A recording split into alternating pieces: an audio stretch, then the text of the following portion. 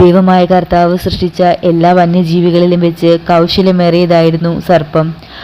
അത് സ്ത്രീയോട് ചോദിച്ചു, തോട്ടത്തിലെ ഒരു വൃക്ഷത്തിൻ്റെ ഫലം തിന്നരുതെന്ന് ദൈവം കൽപ്പിച്ചിട്ടുണ്ടോ? സ്ത്രീ സർപ്പത്തോട് പറഞ്ഞു, തോട്ടത്തിലെ വൃക്ഷങ്ങളുടെ പഴങ്ങൾ ഞങ്ങൾക്ക് ഭക്ഷിക്കാം, എന്നാൽ തോട്ടത്തിൻ്റെ നടുവിലുള്ള മരത്തിൻ്റെ പഴം ഭക്ഷിക്കുകയോ തൊടുകയോ പോലും അരുത്. ഭക്ഷിച്ചാൽ നിങ്ങൾ മരിക്കുമെന്ന് ദൈവം പറഞ്ഞിട്ടുണ്ട്. സർപ്പം സ്ത്രീയോട് പറഞ്ഞു, നിങ്ങൾ മരിക്കുകയില്ല.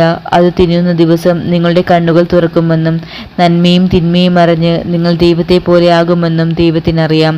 ആ വൃക്ഷത്തിൻ്റെ പഴം ആസ്വാദ്യവും കണ്ണിന് കൗതുകകരവും അറിവേഗം കഴിയുമെന്നതിനാൽ അഭികാമ്യവുമാണെന്ന് കണ്ട് അവൾ അത് പറിച്ചു തിന്നു.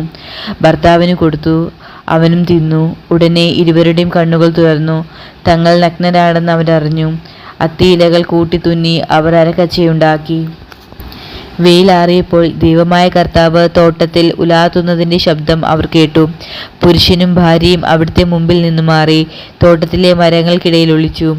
അവിടുന്ന് പുരുഷനെ വിളിച്ചു ചോദിച്ചു, നീ എവിടെയാണ്? അവൻ മറുപടി പറഞ്ഞു, തോട്ടത്തിൽ അവിടുത്തെ ശബ്ദം ഞാൻ കേട്ടു. ഞാൻ നഗ്നനായതുകൊണ്ട് ഭയന്ന് ഒളിച്ചതാണ്.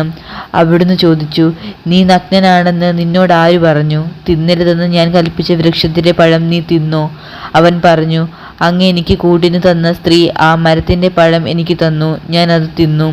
ദൈവമായ കർത്താവ് സ്ത്രീയോട് ചോദിച്ചു, നീ എന്താണ് ഈ ചെയ്തത്? അവൾ പറഞ്ഞു, സർപ്പം എന്നെ വഞ്ചിച്ചു, ഞാൻ പഴം തിന്നു.